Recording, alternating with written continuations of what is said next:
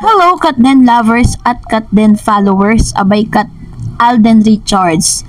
Tinupad at sinunod ang payo ni Miss Catherine Bernardo. But before that, if you haven't subscribed yet to my YouTube channel, please don't forget to like, share, and subscribe at hit mo na rin ang notification bell for more showbiz updates. Of course, bago tayo magsimula sa ating mga updates, ay hindi ko po pwedeng kalimutang pasalamatan kayo for always watching and trusting this channel. Maraming salamat po.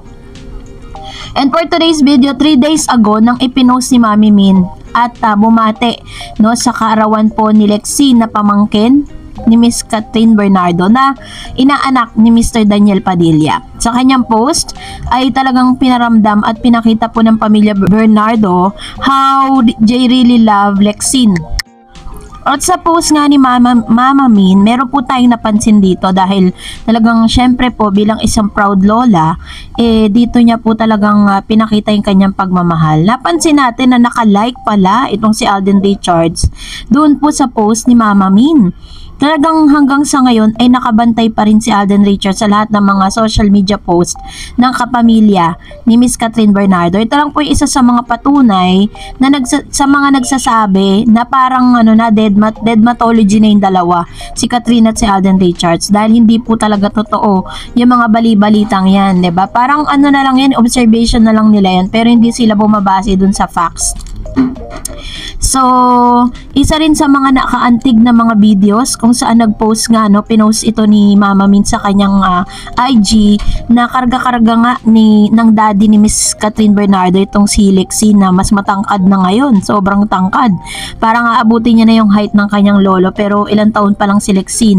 Dahil ito talaga yung tinatawag nilang baby nila, dahil mula nung pagka-baby yan hanggang sa nagdalagita siya, kasama na po talaga ng kanyang lolo at lola, maging ni Miss Catherine.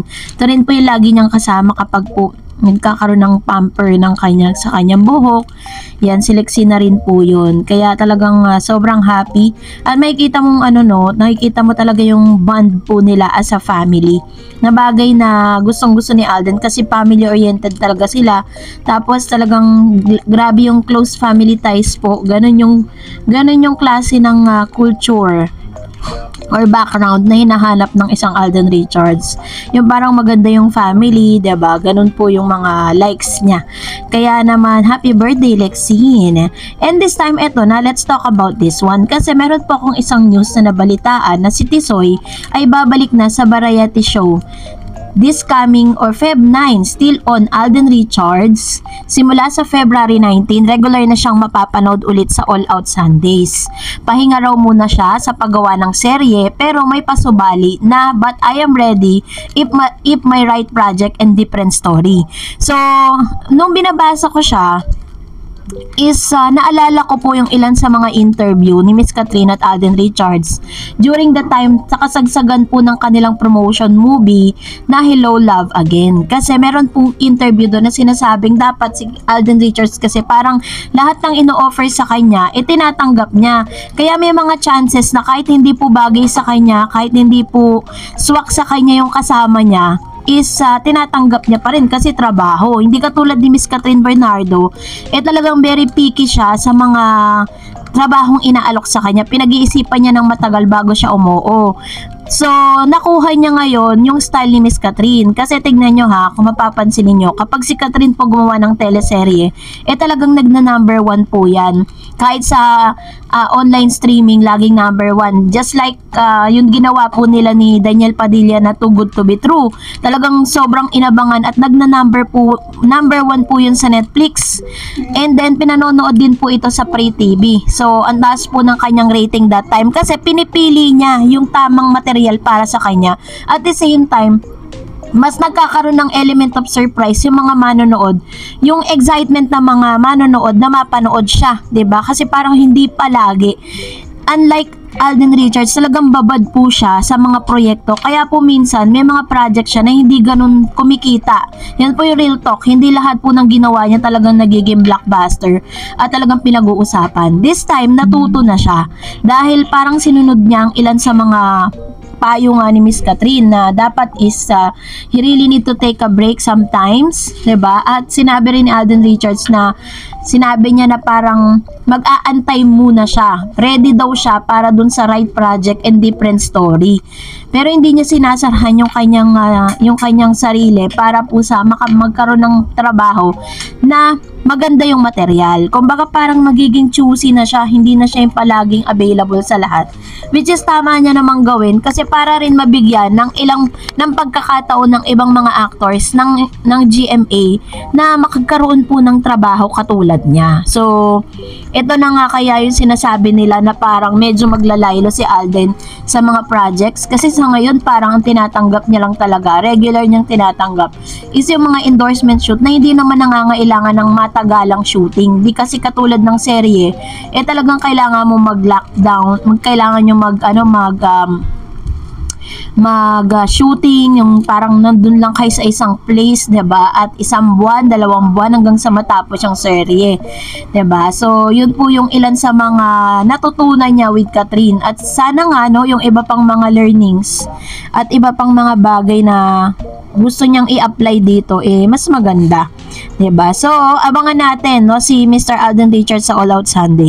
At ngayon, tayo naman po ay magre-react sa ilan sa mga komento at reaction po ninyo patungkol naman sa ating latest updates. So, magsisimula tayo sa unang komento mula kay Miss Jerlyn Periol. Sabi niya, hindi naman siguro araw-araw alak ang inaatupag ni Kat. Siyempre, pag may party lang naman, wag pong negat, alam niyang ginagawa niya. Wag po tayong mayama sa mga idol natin. Labas tayo sa personal na buhay nila. Kung ano man gawin nila, buhay nila yan. Which is true, 'di ba? Kasi may nag-comment dyan na parang napaka-alcoholic daw ni Miss Catherine. Actually, sa sitwasyon po ni Catherine kasi, minsan-minsan lang naman talaga niya ginagawa yan. Pag may okasyon, maaaring nakikita natin siyang umiinom tuwing sila po ay may ganap, 'di ba? May mga okasyon, umaalis, nagbe-beach, pero hindi naman po regularly ginagawa niya yan. And deserve din po naman ni Catherine Bernardo na mag-enjoy dahil sa sobra at subsob na kanyang ginawa, no? And deserve niya rin naman po na mag-celebrate. Sabi ni Ma'am Shimalu, asa pa ba? Dapat naman noon ay umiwas na si Mata. Gugustuhin mo pa ba na may makontrol sa kung ano ang hindi mo dapat gawin? Masaya na si Catherine ngayon. Habol-habol lang si Mata dahil ang laki rin ng nawalan kita niya noong naghiwalay na sila. Yan, which is very true, diba? Tama naman yung sinabi ni Ma'am Shimalu na parang nakita na dito kung gaano yung worth ni Miss Catherine Bernardo nung nawala siya dun sa dati niyang ex. Dahil grabe po talaga yung naging impact nun sa karir ni Mr. Daniel. Pero sa nakikita natin ngayon, medyo umaalagwa konti at medyo talagang pinapakita niya at pinapatunayan niya na kaya niyang tumayo even without sa shadow ni Miss Catherine. Sabi ni Miss Rebecca Carios, parang sa pamangkin ko 13 years sila, boyfriend or girlfriend.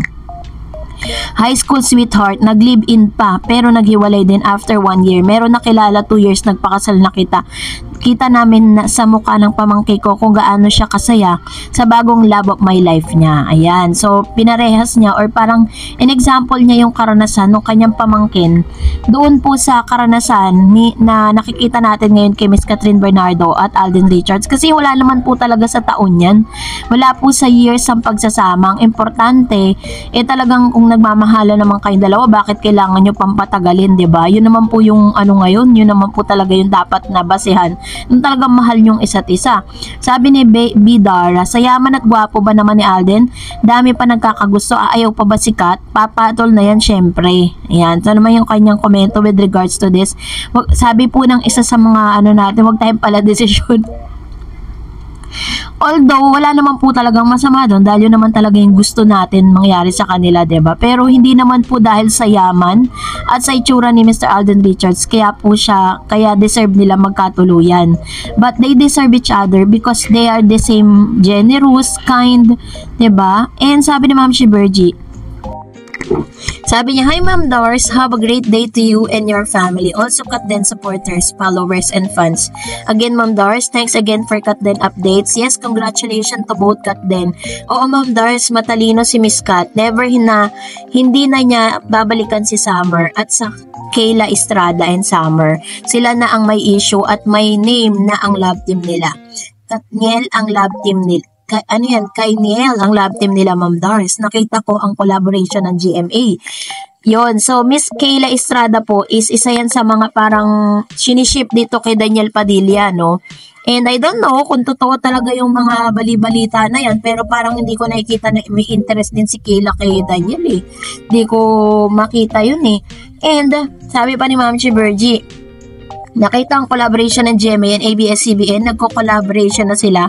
Kaya manifesting na tuloy na ang teleserye ng Katden kasi ang number na sinabi ni Ma'am Annette Annette, ang HLA, kaya tuloy na raw ang teleserye soon. Naway ang teleserye ng Katden manifesting na love you, both Katden forever always. Ayan, so yung kanyang komento with regards to this. Meron nga po mga bali-balita na parang matutuloy daw, pero naghahanap kasi ako ng proof.